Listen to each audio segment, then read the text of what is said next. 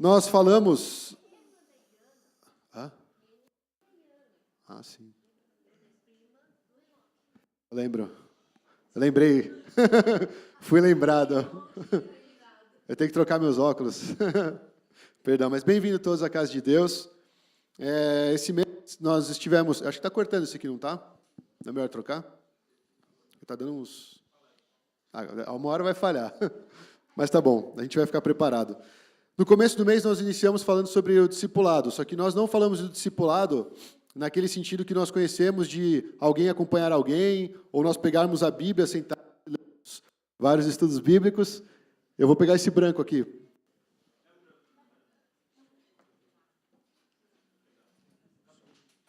Teste. Esse sim, hein? Para o pessoal não dormir. E no começo do mês nós estávamos falando sobre essa questão do discipulado na vida cotidiana.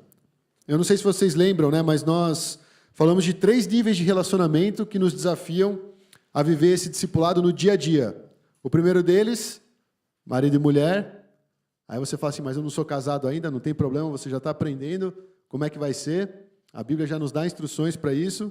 E os casais sabem que não é tão simples, né, quanto parece, nem tão romântico quanto as pessoas idealizam. Nós falamos sobre pais e filhos, a importância de você considerar a autoridade dos seus pais, a importância dos pais saberem a maneira de educar os seus filhos. Isso o pastor falou bem no culto passado, porque foi Dia das Mães, né? Não sei quantos estavam aqui no Dia das Mães, mas o pastor ele focou a mensagem, a pregação dele, exatamente nesse ponto de pais e filhos. E por último, nós falamos sobre empregador e empregado, usando o trecho de Efésios, que fala sobre escravos e senhores, trazendo essa relação, essa contextualização para o nosso tempo de hoje. E hoje, especificamente, eu gostaria de reforçar a questão do discipulado no relacionamento no trabalho. Se você for parar para pensar, a maior parte do tempo nós estamos onde? Alguns na cama, né? Inveja deles. Nada, está todo mundo trabalhando. Todo mundo está correndo atrás do seu ganha-pão, todo mundo está correndo atrás de uma promoção, todo mundo quer conseguir melhorar o seu padrão de vida, talvez não necessariamente olhando só para si, mas pensando na sua família, pensando talvez em projetos sociais, na obra missionária. Então é normal que a gente trabalhe com empenho para ser reconhecido, para conseguir ter um melhor sustento e tudo mais. E esse é o lugar onde nós passamos a maior parte do tempo. Tirando isso, é no trânsito, né? Se você for Uber, então, o seu trabalho no trânsito, aí você já multiplica isso. Mas é importante nós notarmos que o cristão ele vai estar a maior parte da sua vida no trabalho. E a gente tem que desmistificar algumas coisas a respeito do trabalho. Nós temos que tentar olhar como Deus vê o trabalho. E isso é muito importante para a igreja. Se a gente simplesmente acha que ser discípulo é quando nós estamos evangelizando, quando nós estamos tocando, quando nós estamos no culto, isso é muito pouco para a nossa vida cristã. A gente tem que ter a consciência que nós somos chamados para ser sal e luz, não aqui dentro. Aqui é bênção, você abraça o seu irmão, você ora por ele, você dá uma palavra de incentivo, de encorajamento, mas e lá fora? Como é que é lá fora? Eu não sei se vocês cultivam um relacionamento com pessoas não cristãs, com pessoas que não têm fé, com pessoas que às vezes nem gostam de Jesus, não gostam nem de ouvir falar de Jesus. Eu tenho vários amigos que são assim, eu já importunei muito eles, mas eu continuo o relacionamento com eles. Por quê? Porque qual é o sentido de eu só saudar aqueles que estão me saudando, de abraçar aqueles que me abraçam? Eu tenho que estar lá, fazendo a influência na vida deles, orando por eles, intercedendo por eles, tentando mostrar através da minha vida, você através da sua vida, mostrar Cristo. E é isso que é Cristo ser formado em nós. Esse é o caminho do discipulado. E no trabalho, irmãos, é o maior desafio. Por quê? Porque o mundo não quer nem saber da maneira de ver o mundo do cristão. Ou seja, o mundo não quer saber da cosmovisão cristã. Ele não quer saber que você morreria pelo seu Senhor. Ele quer que você cumpra as metas. Você pode ser crente, mas você vai ter que bater suas metas. Você pode até orar se você quiser, mas você vai ter que entregar o seu projeto. E o mundo te cobra. Então a gente não pode ficar alienado com essa realidade do mundo e achar que nós vamos abrir uma comunidade em cima de um monte, vai ter sempre um louvorzinho, e nós vamos ficar lá apaixonados por Jesus, e o mundo vai passar, Jesus vai voltar, nos buscar e acabou. Não existe isso. A igreja já tentou fazer esse movimento, não deu certo. Os monastérios. A igreja ela foi chamada para estar inserida no contexto social, no mundo. nas relações entre as pessoas. Ter o toque, ter o contato, ter aquele calor humano. A pior coisa é um cristão falar que é discípulo de Jesus e não ter esse calor humano. Não ter uma empatia com alguém que nem é semelhante com ele, nos seus pensamentos. Então, o discípulo, irmãos, ele tem que andar perto de Jesus. Tem que ser apaixonado, sim, por Jesus, pelo reino de Deus. Mas com qual objetivo? De passar nessa terra de forma ilesa? Ah, não pequei. Ah, não blasfemei. Ah, não fiz isso, não fiz aquilo. Não, mas com o intuito de levar o evangelho para o próximo. Levar a vida, levar essa bênção de ser um cristão.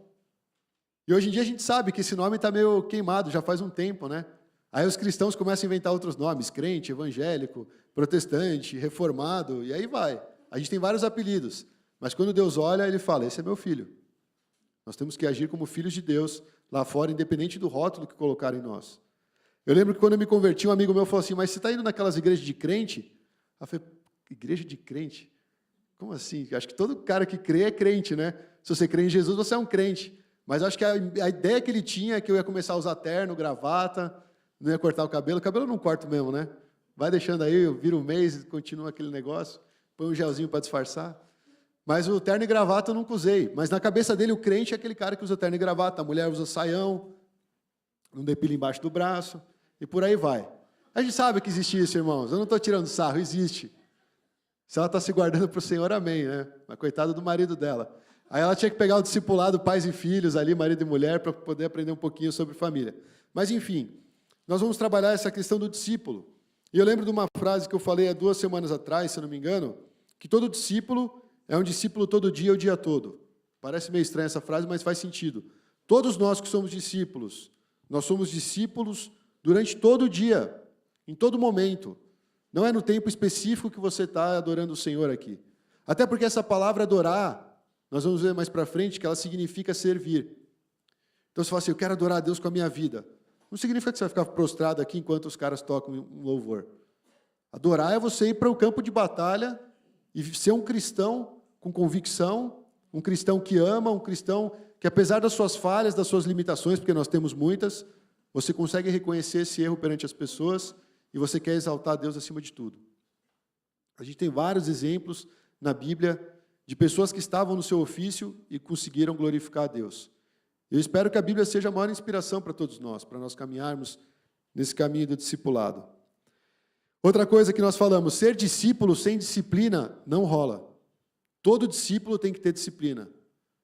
Nós temos as nossas dificuldades com os horários de acordar, de ir dormir, de se alimentar, de cuidar do nosso corpo, de cuidar do nosso intelecto, de cuidar da nossa espiritualidade. A gente precisa se organizar. Eu não vou propor aqui uma agenda para nós, né? Eu não sou um cara tão sistemático a ponto de querer que todo mundo bata o seu cartãozinho, acorde às 6 da manhã, leia meia hora de Bíblia, hora e 10 minutos pela igreja. Não. Cada um sabe de si.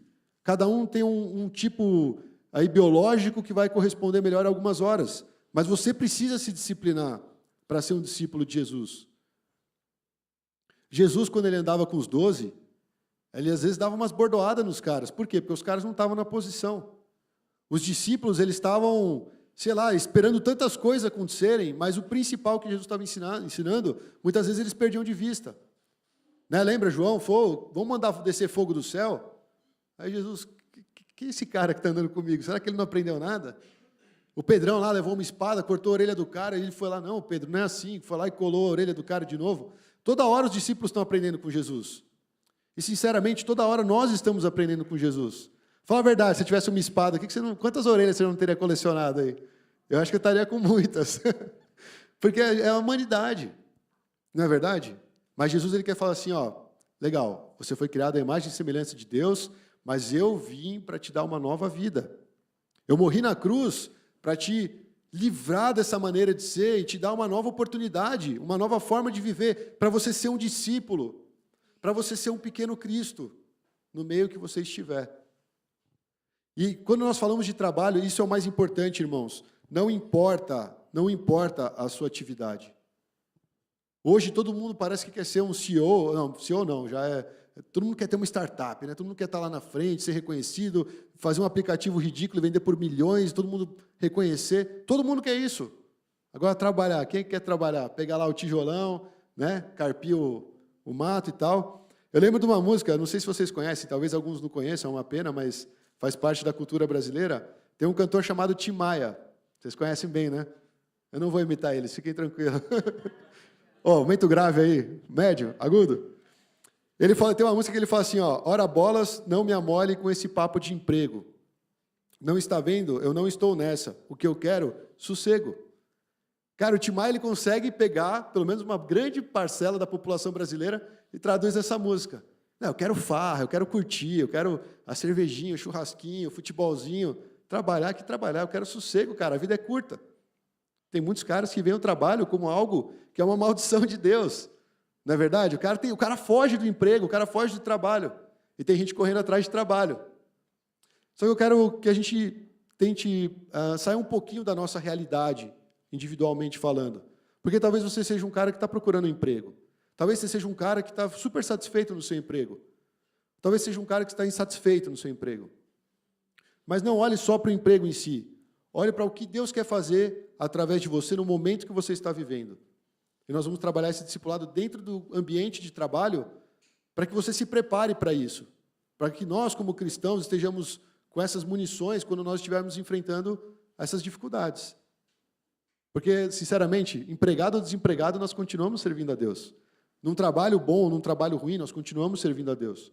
Com salário em dia ou com salário atrasado, nós continuamos buscando honrar o Senhor em tudo. Isso é um discípulo.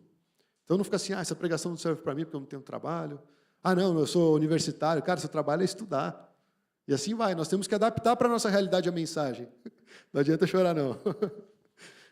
Então eu vou ler um trecho que nós abordamos de Efésios, só para trazer uma base para a nossa pregação. E é o trecho famoso de Efésios 6, do 5 ao 9, e fala, escravos, obedeçam aos seus senhores terrenos com respeito e temor, com sinceridade de coração, como a Cristo. Obedeçam-lhes não apenas para agradá-los quando eles os observam, mas como escravos de Cristo, fazendo de coração a vontade de Deus. Sirvam aos seus senhores de boa vontade, como ao Senhor, e não aos homens, pois vocês sabem que o Senhor recompensará a cada um pelo bem que praticar, seja escravo, seja livre. E vocês, senhores, tratem seus escravos da mesma forma. Não os ameacem, uma vez que vocês sabem que o Senhor deles e de vocês está nos céus, e Ele não faz diferença entre as pessoas. Irmãos, esse trecho aqui, Paulo está falando algo que é muito sério, mas ele quer que a gente reflita o que Deus pensa a respeito do trabalho. Como é que será que Deus classifica, o que Deus tem no seu coração quando Ele propõe para o homem essa jornada de trabalho, essa forma de conseguir o seu sustento. Eu queria lembrar lá de Gênesis, se vocês puderem abrir suas Bíblias, eu não coloquei no PowerPoint, mas Gênesis 3, a gente vê que quando a mulher foi enganada pela serpente, comeu do fruto, o que ela fez? Foi lá para o maridão, esse fruto é uma delícia, né? Coma também você. E ele foi lá e degustou o fruto proibido. E aí Deus, quando ele apareceu, ele foi lá, questionou o homem, falou com a mulher, aí amaldiçoou a serpente e foi voltando, trazendo palavras duras para cada um deles. Para a mulher ele falou uma coisa e para o homem ele declarou o seguinte, visto que você deu ouvidos à sua mulher e comeu do fruto da árvore, da qual ele ordenara que não comesse, maldita é a terra por sua causa. E com sofrimento você se alimentará dela todos os dias da sua vida. Ela lhe dará espinhos e ervas daninhas, e você terá que alimentar-se das plantas do campo. E com o suor do seu rosto você comerá o seu pão, até que volte à terra, visto que dela foi tirado, porque você é pó e ao pó voltará. Parece uma maldição de Deus, né? Só porque você pecou, você vai ter que trabalhar. Só porque você me desobedeceu, você vai ter que acordar todos os dias e correr atrás do seu pão. Parece que quando a gente lê esse trecho bíblico, Deus está falando dessa forma. Mas, sinceramente, a primeira coisa que a gente pode ver nesse texto bíblico é que ele fala que a terra foi maldita por conta da entrada do pecado. Quando o pecado entrou na humanidade, toda a terra foi contaminada. Todos os relacionamentos foram contaminados, a começar o relacionamento do homem com Deus. Em Cristo, a gente tem isso sendo restabelecido, sendo restaurado. Jesus trazendo cura entre os relacionamentos. E, obviamente, também Deus quer restaurar, e, obviamente, isso vai acontecer lá no fim, todas as coisas, inclusive a natureza, a terra e tudo mais. Mas se a gente olhar para os nossos dias, a terra é visivelmente como ela está sendo maldita, amaldiçoada. A escassez dos recursos, a forma como nós tratamos o meio ambiente, isso tudo está sendo consequência do pecado. E isso distorce tudo o que Deus fez para o proveito do homem. Então veja, não foi Deus que amaldiçoou e falou, agora você está ferrado. Ele falou assim, não, por causa dessa decisão, por causa dessa escolha, acontece isso. É isso que vai ser gerado por conta da sua desobediência. Essas são as consequências. E quando nós pecamos, irmãos, é a mesma coisa. Não é que Deus vai lá e esfrega o pecado na tua cara, mas Ele falou, você sabe que essa é a consequência. E Deus quer nos restaurar. E eu creio que nesse momento, a gente não pode ler o trabalho como se fosse uma maldição. Deus não deu o trabalho para o homem como uma consequência do seu pecado. Sabe por que eu quero que vocês entendam isso? Porque eu tenho uma pergunta. O homem, antes de pecar, ele não trabalhava? Sim, não, talvez. Trabalhava. O que aconteceu? O Senhor Deus colocou o homem no jardim do Éden para cuidar dele e cultivá-lo. Cara, era só o Adão no mundo inteiro. Olha o trabalho que esse cara tinha. Então o Senhor Deus declarou, não é bom que o homem esteja só, farei para ele alguém que o auxilie e lhe corresponda. Deus falou assim, o cara está trabalhando lá, eu vou arranjar alguém para ajudar ele nesse trabalho. E aquele trabalho era um ato de adoração ao Senhor. E quando o Adão pecou, errou, vacilou e tal, acabou esse relacionamento com Deus. Rompeu essa harmonia. Você viu, até a mulher e eles já começaram a tretar lá logo de cara. Aquela mulher que era para ser auxiliadora foi aquela que atrapalhou. Aquele cara lá que ia ter alguém parceiro do lado, começou a falar, foi culpa dela. O pecado estragou tudo. Inclusive a nossa visão sobre o trabalho. O ser humano ele é ganancioso por conta do pecado. Eu não poderia falar dessa pregação de ser discípulo no ambiente de trabalho se nós não considerássemos o peso que o pecado tem na nossa vida. Porque, na verdade, é isso que traz todo estrago na humanidade, é o nosso pecado. E nós precisamos parar e reconhecer aquilo que é pecado dentro de nós para entregar para o Senhor, para que Ele restaure. Então, o trabalho, irmãos, ele não é uma maldição, ele é bênção. O trabalho, ele traz significado para a nossa vida. Ele nos mantém ativo e produtivo. Imagina o Adão sendo criado para viver com Deus no Éden.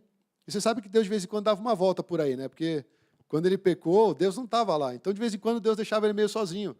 Imagina esse cara sem fazer nada, sem ter alguém para conversar, sem ter Deus para se relacionar ali. O que ele ia fazer da vida? Deus falou desde o começo, não, vamos trabalhar. Você foi criado à minha imagem e semelhança. Eu criei o mundo. Em tantos dias lá, eu criei, mas eu trabalhei. Você também vai trabalhar. E o sábado, o que você vai fazer? Você vai descansar, assim como eu descansei das minhas obras. Deus já está mostrando como deve ser a vida do cristão. O discipulado do trabalho já começa lá no Éden. Você vai viver com propósito. Você vai ter algo para fazer. Da mesma forma que eu criei coisas, você vai criar coisas. Da mesma forma que eu tenho a capacidade de elaborar projetos, você vai ter capacidades de elaborar projetos. E é interessante isso, irmãos, trazer isso para a nossa vida. Às vezes a gente vai vivendo, cara, eu odeio essa forma de existência. Você acorda, nem consegue tomar seu café. Eu já falei isso várias vezes, mas eu vou repetir, porque a nossa vida é isso. A gente toma um café, sai correndo, pega um baita trânsito, xinga todo mundo, chega no trabalho, já abre o e-mail, tem um monte de e-mail, aí tem um chefe enchendo o saco, tem cara que não faz o que você pediu, e você vive aquele dia todo tenso, tal, acabou o dia, você pega aquele baita trânsito de novo, volta para sua casa. E, cara, se você não parar para pensar, se você não mostrar que Deus está em primeiro lugar na sua vida, você vive esse ciclo todo dia, dia após dia. Aí eu te pergunto, por que o mundo vive uma crise de ansiedade? Por que existem pessoas que estão em depressão? Por que existem pessoas que estão se tirando a própria vida? Porque não acham propósito. Não acham sentido em acordar e fazer seu trabalho todos os dias. Eu não lembro o nome da atriz, mas ela tinha tomado vários remédios e se matou. Ela tirou a própria vida e ela deixou um bilhete. Ela falou assim, estou cansada de só viver para pagar minhas contas. Cara, todo mundo paga as contas, alguns não, né? Mas a ideia é que todos nós possamos trabalhar para pagar as nossas contas. Só que a resposta dela para o mundo era, eu estou de saco cheio, eu não aguento mais, isso aqui não tem sentido. Cara, sem Deus, sem esse entendimento do propósito que Deus coloca no nosso coração por meio do trabalho, a gente não tem o porquê estar vivo. E o trabalho que eu falo, irmãos, não é aquilo que vai te colocar lá no topo de uma mega empresa. Tem cara que é agricultor e está super feliz. Esses dias aí, recentemente, eu nem sabia, foi o dia do gari. Tem muitas pessoas que são garis, e ótimo. Glória a Deus pela vida deles, porque senão seria um inferno na nossa cidade, pior do que já é. Existem cada um trabalhando no seu segmento, no seu ramo. Eu não estou falando que Deus vai te fazer prosperar, você vai ter uma empresa, e você vai contratar todo mundo para ficar debaixo. Não, não tem nada disso. Cada um foi chamado para uma coisa. E você sabia que o mundo ele só é mais belo porque existem os artistas, e os artistas normalmente são mal remunerados. Eu não estou falando desses artistas que aparecem na Globo. Eu estou falando daqueles caras que são artistas mesmos. O tiozinho da viola caipira, que fica lá embaixo da árvore, compondo. Esse cara vai tocar no Japão muitas vezes. Ninguém conhece o cara. Eu nem sei se ele ganha bem na saída para o Japão, mas ele vai lá, toca, faz o que gosta, volta, continua nos seus afazeres da roça. A gente tem que sair, ampliar um pouco o nosso horizonte. A gente só olha o quê? Meta, empresa, dinheiro, sucesso, carro. E aí? Cadê o discipulado cristão? Cadê nossa vida cristã no meio disso tudo? Ah, eu não posso ter? Não, Jesus não falou que você não pode ter. Você pode. Mas a Bíblia também instrui para que os ricos desse mundo sejam ricos em boas obras, não só na grana. E a grana, irmãos, ela corrompe o coração do homem. E muitas pessoas conseguem obter riqueza porque alguém está pagando o pato por elas. Se eu fizer essa pergunta aqui, não precisa levantar a mão. Quem aqui já foi explorado? Cara, tenho certeza. Se você é o cara que pelo menos foi estagiário, você vai levantar a sua mão. Se você tinha aquele vô que tinha uma mercearia que fez você trabalhar, você vai levantar a mão. Todos nós já fomos explorados. E o brasileiro é um povo que nasceu no meio da exploração, infelizmente. E aí fala assim, o brasileiro ele vai conseguir ter prosperidade e tal, vai conseguir ter grandes empresas, vai conseguir gerenciar bem suas riquezas. O que ele faz? Ele oprime os outros. Pode ver. Quando um cara pobre sobe, cara, Provérbios fala disso. O cara, quando é pobre lá e está humildezinho, quando ele sobe, se ele não cuidar do coração, ele vai ser orgulhoso e ele vai oprimir aqueles que estão abaixo dele. É a sensação de poder. Eu estou falando tudo isso porque são fatos, são cenários que nós nos deparamos todos os dias. E nós estamos nos propondo a falar, Deus, como é que o Senhor vê meu trabalho? De que forma eu posso ser um discípulo do Senhor naquilo que eu estou fazendo? Por que naquilo que estou fazendo? Porque você vai estar estudando, você não está ganhando para estudar. Alguns ganham, né? O cara está fazendo lá, sei lá, iniciação científica, qualquer coisa do tipo. Mas eu estou falando, qualquer trabalho que você executar, qualquer trabalho, você tem que entender que Deus está te chamando para um propósito. E você não foi chamado para ir nessa onda do mundo, só correr atrás dessas coisas. Sabe por quê, irmãos? Porque a Bíblia é bem clara, isso passa. O amor de Deus não tem nada a ver com o amor do mundo. O amor de Deus não está nas riquezas. O amor de Deus não está nos prazeres. O amor de Deus não está nessa vida terrena. Está na eternidade. Então a gente tem que, peraí, eu estou errado, cara. Deixa eu direcionar meu coração para seguir a Cristo onde Ele estiver. Eu vou deixar de trabalhar. Não, a Bíblia não fala isso. Os tessalonicenses, eles eram meio, fissurados com o fim dos tempos. Como é que vai acabar o mundo? Quando Jesus volta, vamos vender tudo, vamos esperar a volta de Jesus. E aí Paulo falou assim, cara, ordena esses caras que se eles não trabalham, eles também não comam. Porque os caras começaram a deixar de trabalhar, esperavam Jesus voltar, não fazia mais nada da vida e ficava vivendo à custa do outro que está trabalhando. Eles foram corrigidos. Quem não trabalha também não coma. O trabalho faz parte da nossa vida. O apóstolo Paulo, ele falou assim, cara, eu fui construir tendas. Eu fui manter meu sustento porque eu não queria ser peso para ninguém. Eu não queria que ninguém virasse para mim e falasse, mas você virou ministro, tal, eu te sustentei. O Paulo não queria isso. Paulo falou, não, eu estou vivendo para a glória de Deus e eu não vou pedir um centavo de ninguém, porque eu vou viver do meu próprio esforço. Eu não sei o que era um fazedor de tenda naquela época, mas Paulo ele tinha uma capacidade intelectual absurda. Ele poderia ser um professor lá, doutor, né? Mas ele foi lá fazer tendas. Alguns iam falar, nossa, o cara se rebaixou a esse ponto. Ou Pedro, né? O cara era um pescador. Eu não sei se mudou o status da profissão pescador lá no tempo de Jesus para pescador hoje, né? Obviamente a tecnologia mudou. Mas ele era um pescador. A gente lê como uma pessoa simples. Uma pessoa que se encontrasse o peixe no dia tinha o seu dinheiro. se não encontrasse o peixe, não tem dinheiro. E aí? E foi Deus, Jesus foi até ele e chamou: Pedro, vou te fazer pescador de homens. Deu um propósito. Pedro, você só sabe pescar, a única coisa que você sabe fazer é pescar e falar besteira, mas eu vou te pegar, eu vou te transformar num pregador. Eu vou te pegar e vou te transformar em alguém que vai alcançar vidas. E a gente viu o que aconteceu na vida de Pedro. E Jesus trabalhou nesse discipulado por meio do quê? Do trabalho do Pedro, da atividade de Pedro. Ele trouxe um significado para o trabalho de Pedro. O que você faz hoje? Você é um dentista, você é um médico, você é um fisiculturista, você, sei lá, é fotógrafo, publicitário, estudante. Deus quer trazer significado para essa atividade. Livrar a nossa ideia de que eu preciso correr para conquistar aquilo que é meu. Isso é coisa do mundo, isso é filosofia mundana. Você está no seu trabalho para servir ao Senhor. Você existe porque Deus tem um propósito na sua vida e você vive por esse propósito. Eu vivo por esse propósito. A minha mãe é professora, aqui nós temos professores. Cara, põe no papel o que um professor sofre, o quanto ele ganha, o quanto ele tem de mérito da sociedade. E você fala assim: por que você é professor? Já fizeram essa pergunta para vocês, né? Por que você é professor? Você fala: não sei. Por que você é pastor? Também não sei. Né? Tinha que ter feito medicina, devia estar estudando até hoje para poder ser médico. As pessoas vão olhar: nossa, esse cara é um médico respeitado.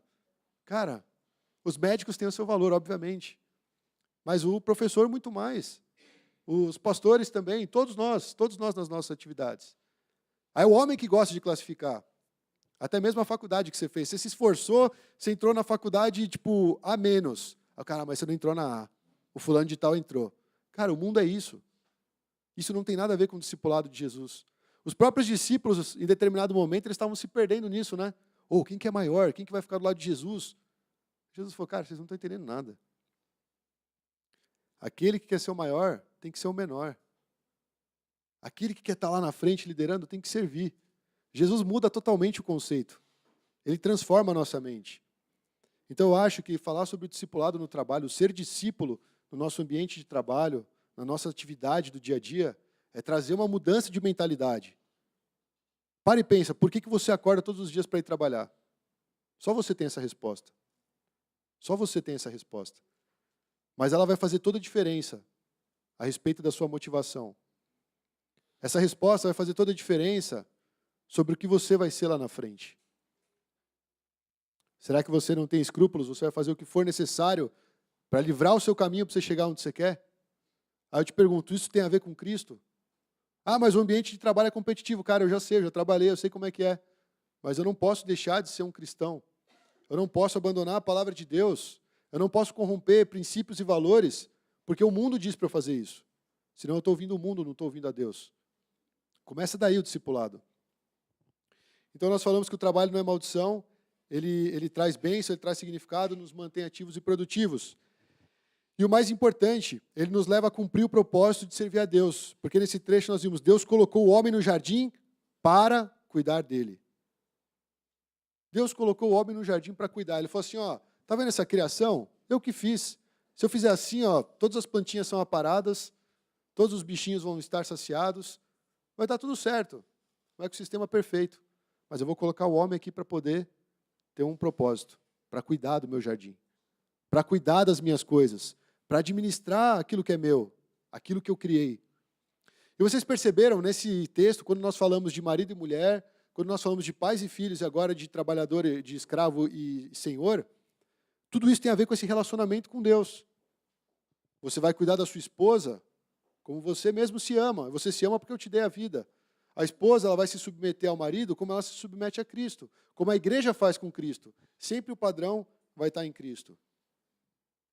Então Deus, quando Ele coloca o homem no jardim, é para cuidar dele, é para ter um propósito. Esse termo que é usado, cuidar, algumas traduções traz a palavra lavrar. Lavrar é trabalho duro mesmo. Não é que ele ficou lá borrifando as plantinhas. Era trabalho duro. Apesar que ainda não tinha as ervas daninhas, né, igual aconteceu depois do pecado, mas ele tinha tudo aquilo para administrar. E aí a palavra usada para esse termo, cuidar, lavrar, é a palavra hebraico avodá, que significa adoração.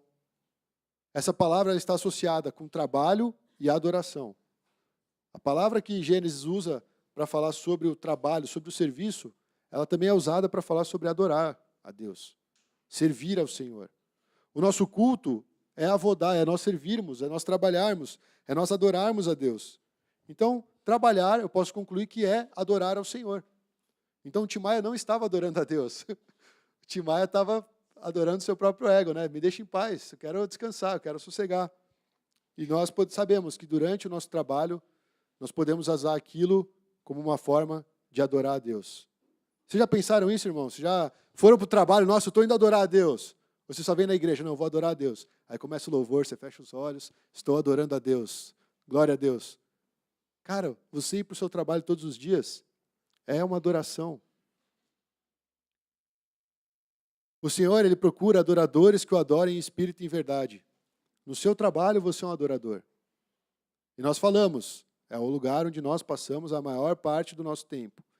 É o lugar onde nós seremos desafiados, provados, testados, para ver se aquilo que a gente vive no nosso momento devocional com Deus se torna algo concreto da nossa vida.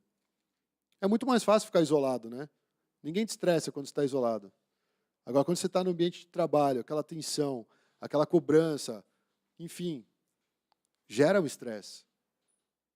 Eu lembro que quando eu estava na agência de publicidade com meu amigo, tinha hora que eu ficava muito estressado com o cara, demais, assim. Aí eu soltava os cachorros no cara mesmo, não estava nem aí.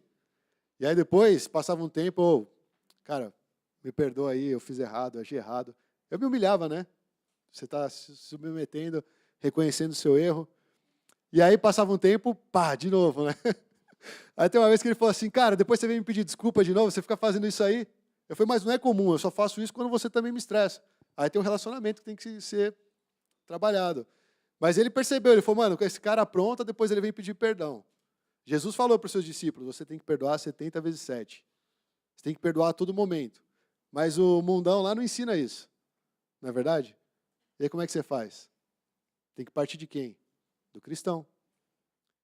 E aí você explica para ele, ó, eu erro e volto a errar porque eu ainda sou um pecador. Mas eu consigo perdoar e pedir perdão porque eu tenho Cristo.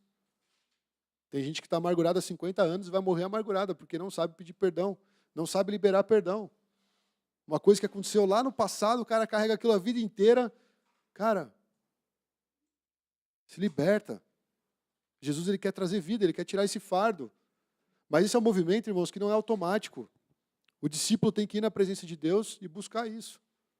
Entrar no seu quartinho e falar, Senhor, eu estou com raiva do fulano, meu chefe é uma praga, eu quero estrangular esse cara. Já viu aquele filme Como Matar Meu Chefe? É mais ou menos isso. Você fica planejando, né? Você acorda, não, hoje vai ser uma bigorna que eu vou tacar na cabeça dele, hoje vai ser um piano, e por aí vai. Você quer matar o cara. E Deus está trabalhando no seu coração. Ou então você é o cara que é caçado, porque você pode ser o chefe, né? Aí estão os caras acordando, não, eu vou matar aquele cara. Irmãos, é o relacionamento humano, é a verdade. Tem gente querendo puxar seu tapete. Aí você vai fazer as mandingas gospel para Deus te proteger. Vai deixar o salmo aberto ali, Salmo 91 no seu carro, para ninguém assaltar seu carro. Não funciona, irmãos. Mas o seu coração tem que estar sendo tratado todos os dias perante o Senhor. E aí Deus vai te mostrando aquilo que você tem que fazer. Como você deve agir.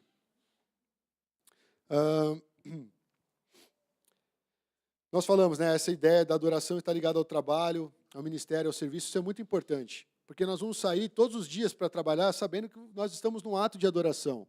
Não estou indo simplesmente, tenho que ralar hoje. Que chato, eu tenho que trabalhar. Ou então, que legal, estou indo trabalhar. Você está indo com um propósito, você está indo adorar a Deus. Você está indo para um ambiente onde você vai levar a presença de Deus. Isso, teoricamente, já tem que mudar muita coisa.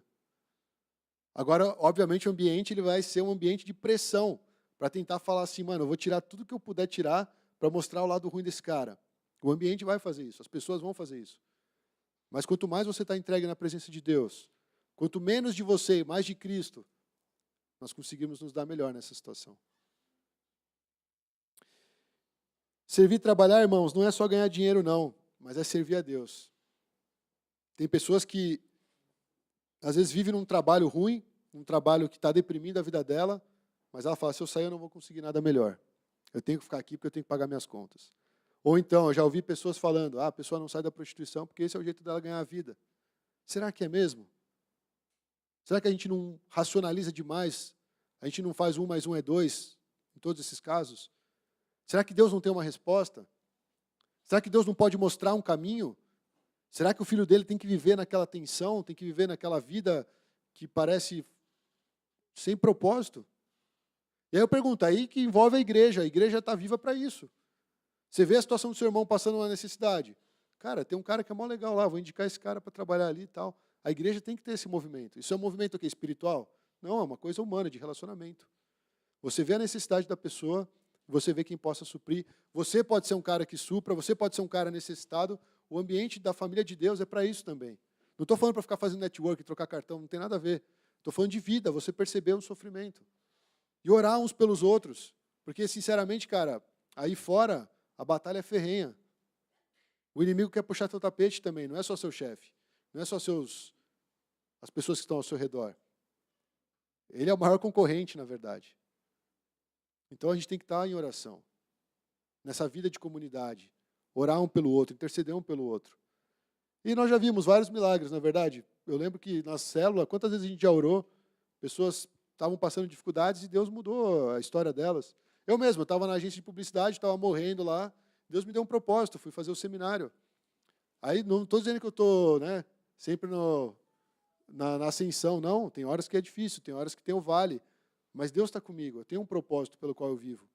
Eu não estou vivendo para enriquecer os outros. Eu não estou vivendo para buscar aumentar o meu salário, o meu ganho e acabou, essa é a minha vida. Não, tem um propósito. Então, no seu trabalho, é servir a Cristo e também servir as pessoas. Senão parece que a gente é o coitadinho, todo mundo persegue a gente. Não, mas você está lá com um propósito, ser sal e luz, para abençoar as vidas, para poder, talvez, alcançar essas pessoas. E aí você vê, se nós estamos servindo a Cristo no nosso trabalho, e se nós estamos servindo ao nosso próximo, o que nós estamos fazendo? Obedecendo o maior mandamento. Amar a Deus e amar o próximo como a ti mesmo.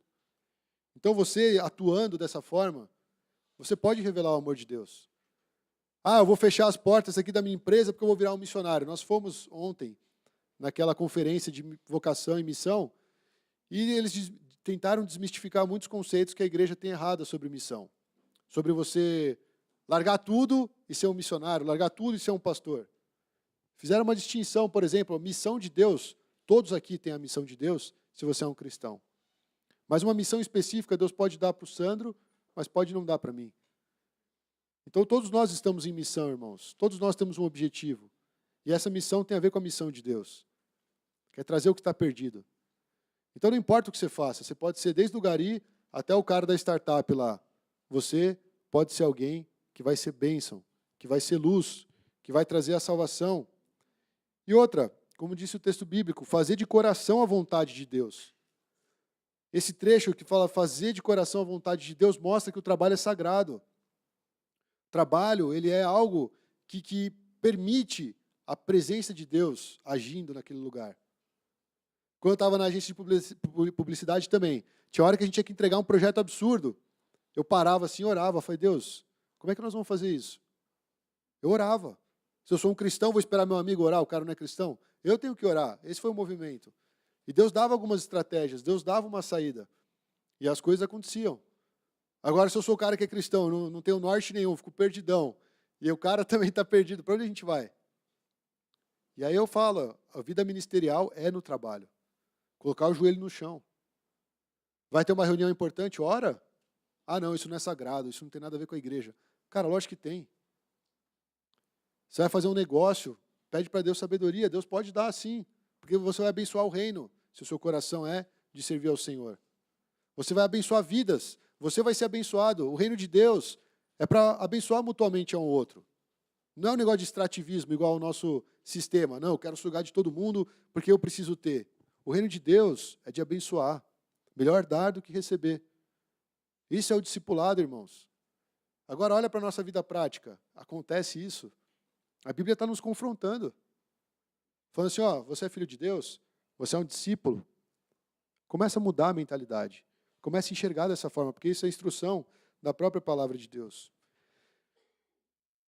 E sobre o trecho que nós lemos hoje, eu vou ler aqui algumas partes só para vocês entenderem uma coisa muito importante. Escravos, obedeça ao seu senhor terreno com respeito e temor, com sinceridade de coração, como a Cristo. Ele já relaciona tudo isso a Cristo. Obedeçam não apenas para agradar quando eles observam, mas como escravos de Cristo.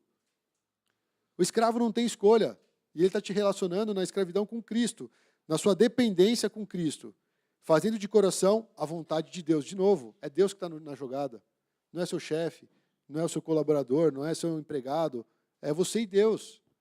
E Deus no centro de tudo. Sirva aos seus senhores de boa vontade, como ao Senhor, e não aos homens, porque vocês sabem que o Senhor recompensará.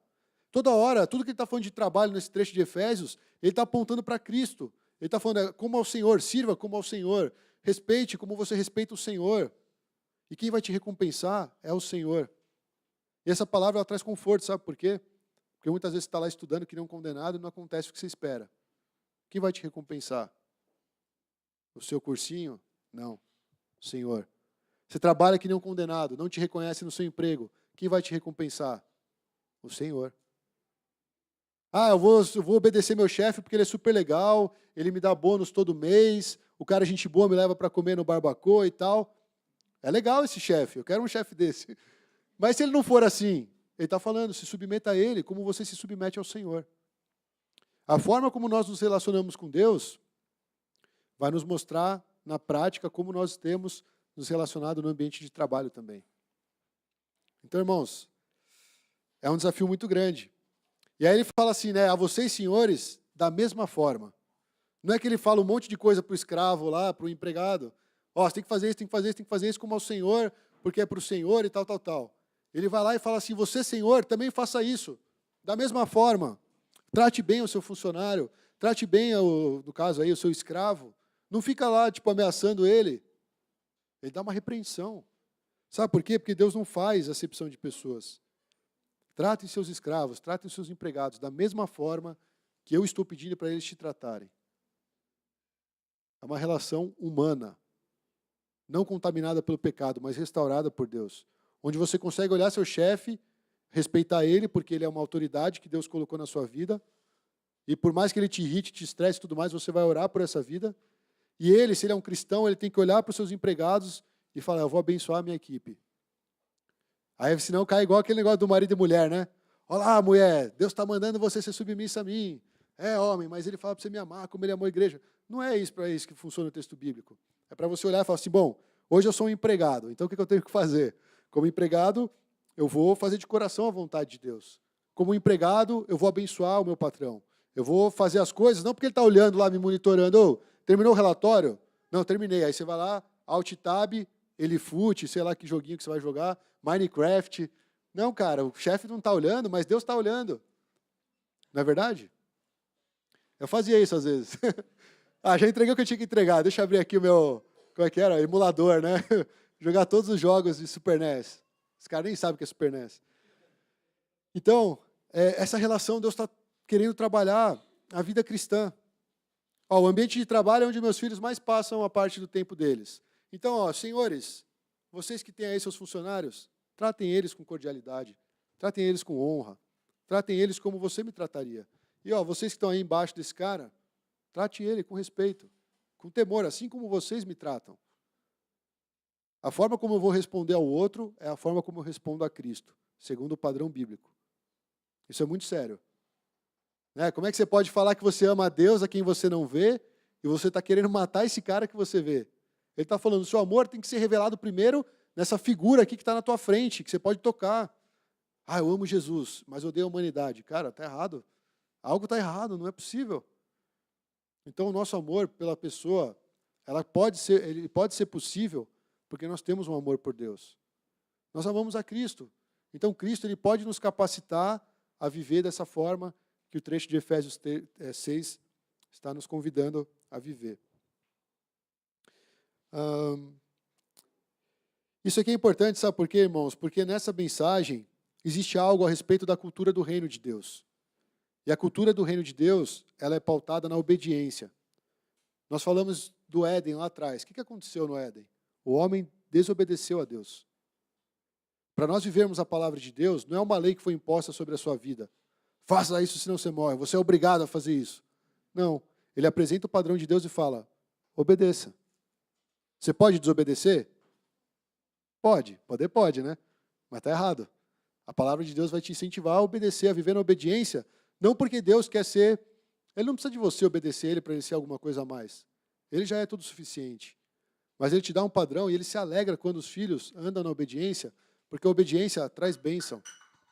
A obediência, ela vai promover essa relação saudável entre as pessoas, seja marido e mulher, seja pais e filhos, seja escravo e o seu senhor.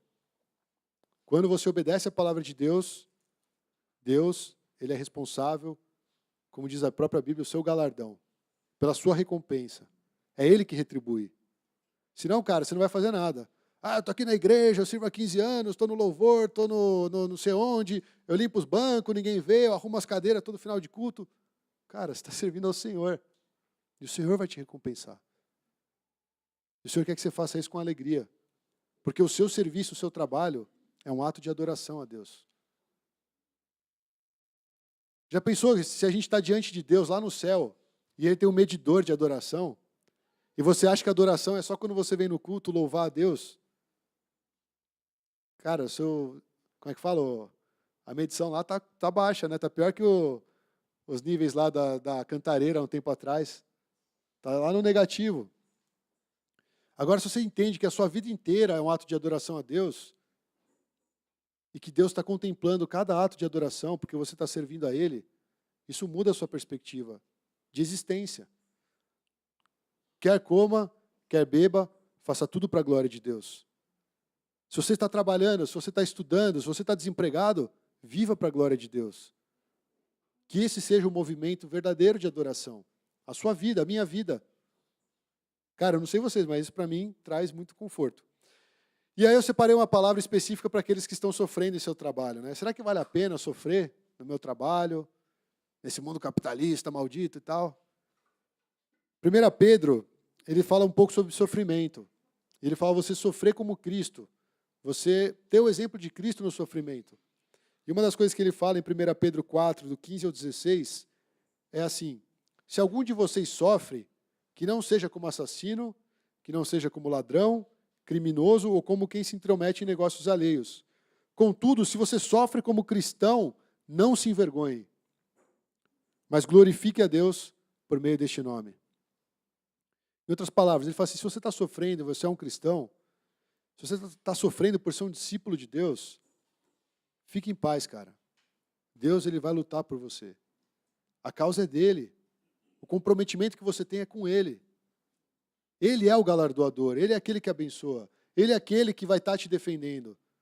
Ele é aquele que vai, de repente, abrir uma porta que você não espera.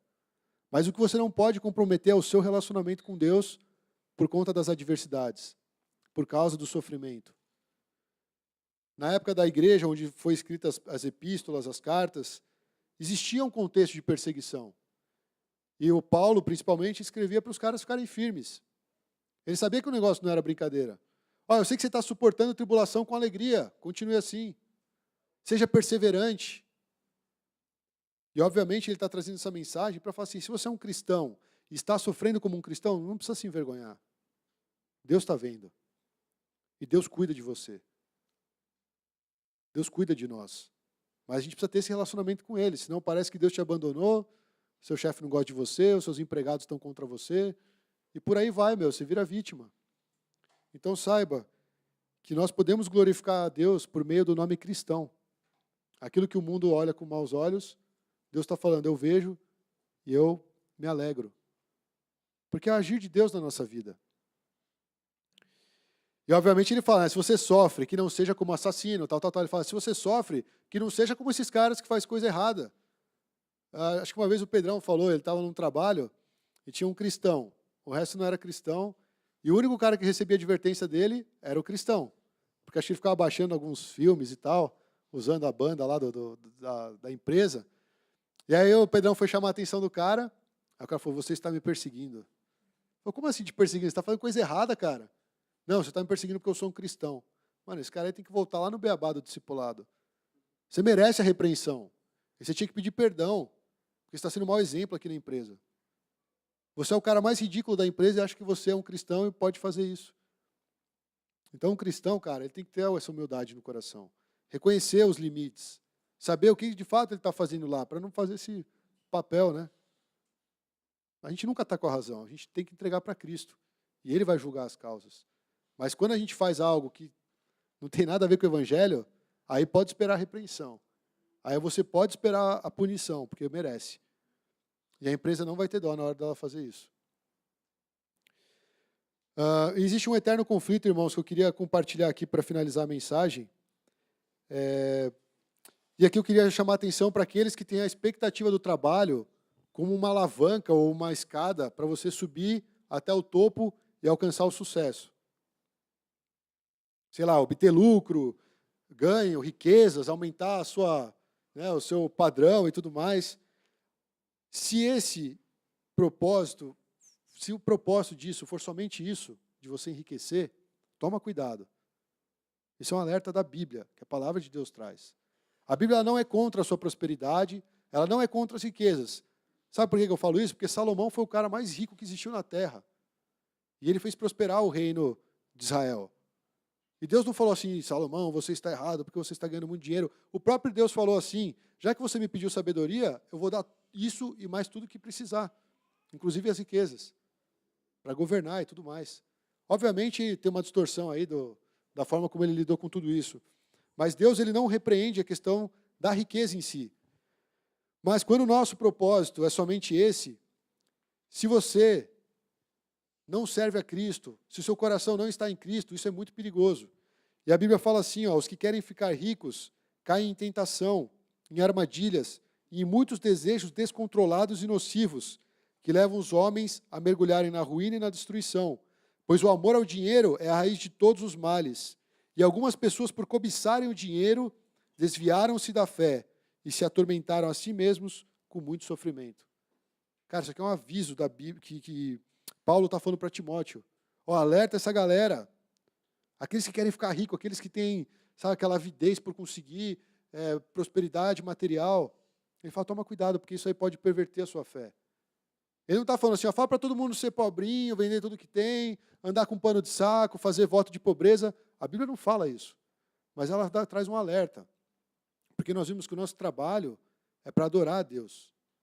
E não para adorar aquele que é concorrente de Deus. No caso, Jesus fala, mamon. Ou seja, adorar as riquezas. Então, o nosso padrão, irmãos, é de trabalhar de uma forma digna.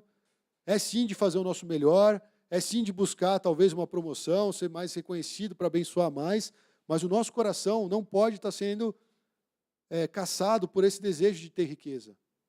Isso também traz ansiedade. Isso tira a paz de espírito de nós. Quando nós começamos a buscar essa riqueza, quando nós temos um coração ganancioso, isso nos afasta de adorar a Deus. Porque você começa a trabalhar para isso e não para servir ao Senhor. O seu trabalho mudou o propósito. Consequentemente, a sua vida muda de propósito. Então, se Deus é minha fonte, o dinheiro ele vai ser o meu servo, ao qual eu sirvo o reino de Deus. Agora, se o dinheiro é meu senhor, eu estou escravo dele. Esse é o problema da riqueza. Não é a riqueza em si, mas como nós nos relacionamos com essa questão do ser ou não ser rico, do buscar ou não buscar riqueza. Isso tem que estar muito claro para um discípulo de Jesus. Sabe por quê? Porque se não vem uma malinha aí com sei lá quantos milhões, você faz a vista grossa. Não, é bênção de Deus. Cara, cadê os valores? Cadê os princípios? Da onde está vindo esse dinheiro? Para onde que vai? Por que eu estou envolvido nisso? Como é que começou? Como é que eu vim parar nessa sala? O cristão tem que pensar isso. Então, irmãos, tomem cuidado, porque o nosso trabalho ele é sim digno. O nosso trabalho é para trazer sustento, até mesmo proporcionar prazeres, né? Eclesiastes fala isso. A melhor coisa na vida é você poder desfrutar do seu trabalho, né? Você ter sua mulher, você comer bem e tal. Porque ele está falando assim, você trabalha para usufruir desse trabalho também. Não é só para ficar dando para os outros. É uma vida muito altruísta, mas você também pode fazer parte disso. Né? Igual, eu acho engraçado o pastor Cláudio Duarte, né? Ele fala que de vez em quando ele compra lá um salto alto para a esposa dele. Ele fala umas coisas engraçadas assim. Por quê? Porque ele sabe que o dinheiro não é só, vou dar para a igreja, vou abençoar o reino, vou abençoar um morador de rua. A família dele também. Cara, é óbvio. Então o cristão ele tem que estar ligado para tudo isso. Senão você começa a errar aqui, acertar lá, e aí você também fere princípios. Deus fala, cuida bem da sua casa. Outra coisa, cuide bem do seu corpo. E Deus vai instruindo, porque nós somos igual eles gostam de falar, né? Integral, nós somos integrais, somos completos. Agora eu só vou estudar, meu intelecto vai ficar poderoso.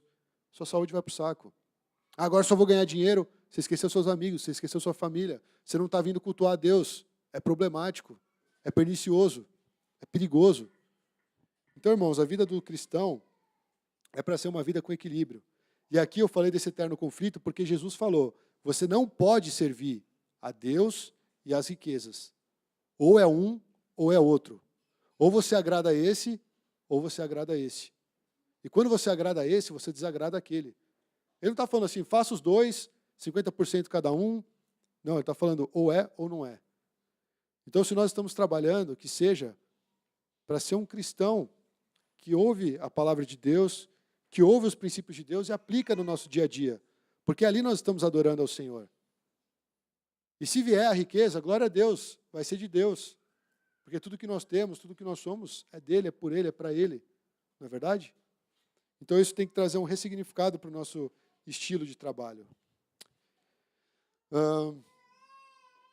Como conclusão, irmãos, eu só quero passar um pouco, bem brevemente, alguns pontos, né? A gente viu que no trabalho, além da gente encontrar propósito para a nossa vida, nós podemos ser bênção para as outras pessoas. E aqui na Pão, eu vou falar a verdade, eu já convivi com muitas pessoas que eu vi lá desde estagiário até crescer e estar onde está hoje. Na Pão, a gente sempre teve essa cultura de ser alguém que abençoa, alguém que não fica preso lá querendo, nossa, eu vou ficar rico e esquece o outro. Eu já vi gente que pediu oração e falou, eu quero orar para ser rico. Mas por que você quer ser rico? Não, porque eu vou abençoar o reino de Deus. Aí você vai discernindo um pouquinho e fala, será que é para o reino de Deus mesmo? Mas as pessoas foram crescendo com essa cultura de o que eu tenho é de Deus. E se é de Deus, eu posso abençoar. E se eu abençoo, não vai me fazer falta, porque Deus pode acrescentar mais.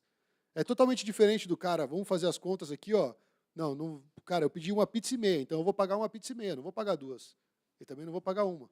Sabe, não é assim, não é uma conta que você bitola nesse valor, né, contando centavos. O cristão, ele é generoso, ou deveria ser, pelo menos.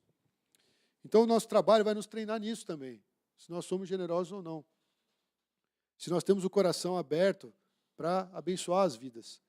E se nós entendemos que isso tudo vem de Deus, e que nós somos que nem o Adão lá no Éden, só administrando. Esse é meu jardim. Não é seu jardim, cara, esse é o jardim de Deus. O seu trabalho é o trabalho que Deus te deu, para você manifestar a glória dele ali. Para você ser um discípulo naquele lugar, para abençoar vidas. E vou ser sincero, para você também ser abençoado. Porque é a lapidação de Deus na sua vida. Cara, a época da agência foi muito tenso, 5 anos, e eu falava, Deus, eu não estou entendendo porque eu estou aqui, eu não aguento mais e tal. E era Deus tratando meu caráter, Deus mostrando áreas que eu era vacilão ainda. Então, não chora quando vem a vara. Né? Como é que fala? A disciplina, no momento, ela não parece ser motivo de alegria, mas depois ela vai produzir muitos frutos, fruto de justiça.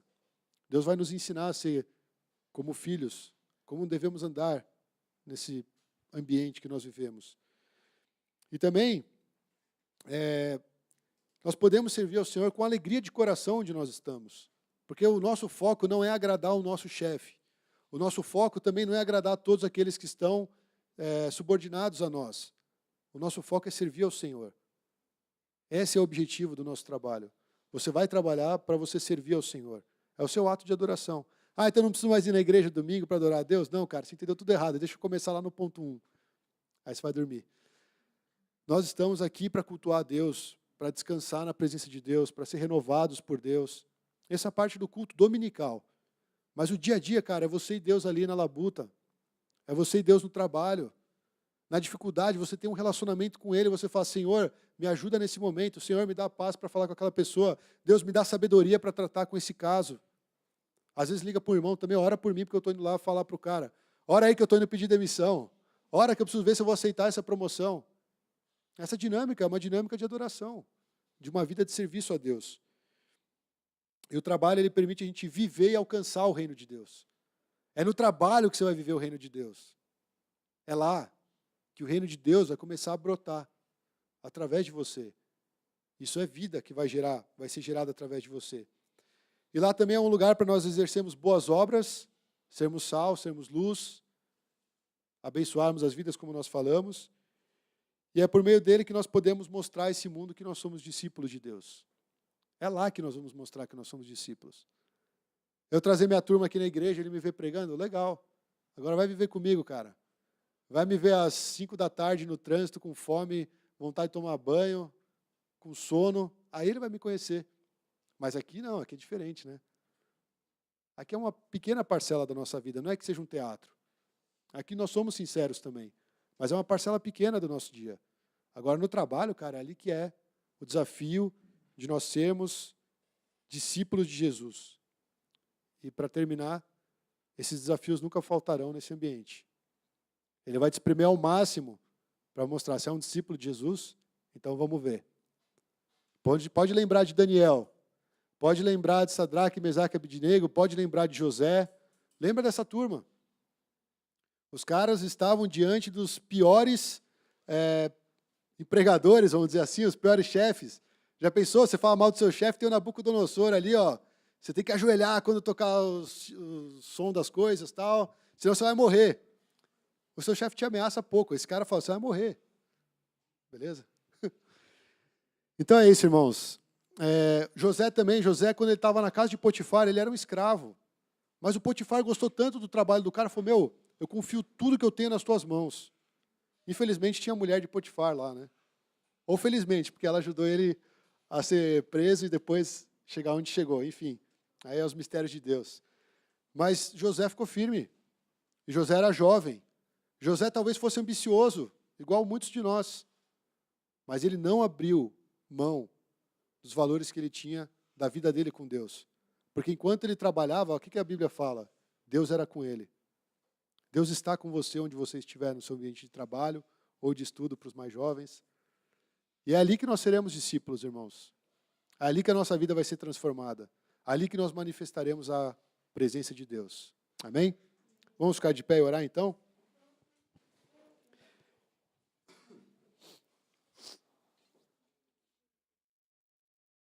Antes de você se colocar diante de Deus, me veio uma palavra agora. O trabalho, ele não traz... não é ele que vai definir quem você é. Não é ele que traz a sua identidade. É Deus que vai trazer a sua identidade. Quem você é. As pessoas no mundo, elas falam, eu quero ser um médico. Por quê? Porque as pessoas vão olhar para mim e vão me aplaudir porque eu sou um médico. Porque é algo que é bem visto por todos. Não é verdade? Quem é que fala, não, esse cara é médico? Cara, o cara se esforçou para estar lá. É algo que as pessoas olham e conseguem reconhecer o esforço. Agora você fala qualquer outra coisa que não esteja nos parâmetros da sociedade, eles não vão te aplaudir. Então as pessoas muitas vezes estão mal direcionadas ou estão se direcionando mal porque elas não sabem o propósito que elas têm na vida. E Deus, Ele traz propósito por meio do seu trabalho. Ele traz propósito no meio das suas atividades. E é isso que te identifica no mundo. Você é um filho de Deus. Você é um discípulo de Jesus. Essa é a sua identidade. Independente do que você faz. Independente da sua atividade hoje. Amanhã você pode ser outra coisa. Talvez esse tal médico, um dia larga tudo e vai ser missionário. Igual aconteceu com o Lloyd Jones lá na Inglaterra. O cara era médico lá da rainha. Não, você é pastor. Como assim, cara? Você é médico da rainha? Não, vou servir a Deus. Então, a gente não sabe onde nós estaremos amanhã. Mas o importante é saber quem nós somos hoje. Então, eu não sei como você está no seu ambiente de trabalho. Eu quero convocar a igreja a interceder pelo ambiente de trabalho que cada um vive. Você pode orar pelo seu chefe, se você tem uma equipe, ora por essa equipe. Se você não tem trabalho, ora para que Deus abra uma porta de trabalho. Se você está num momento de dificuldade, peça discernimento para o Espírito Santo para saber o que você tem que fazer. Porque, na verdade, você quer servir a Deus, você não quer servir a você mesmo. Isso é uma entrega de coração. Isso é um ato de adoração. Então, que você tenha o seu momento com Deus nesse momento. Que você possa se entregar na presença dEle e permitir que Ele ministre ao seu coração. E eu espero que o Senhor fale com cada um aqui, porque essa é a vontade do Pai. Comunicar a sua vontade para os seus filhos.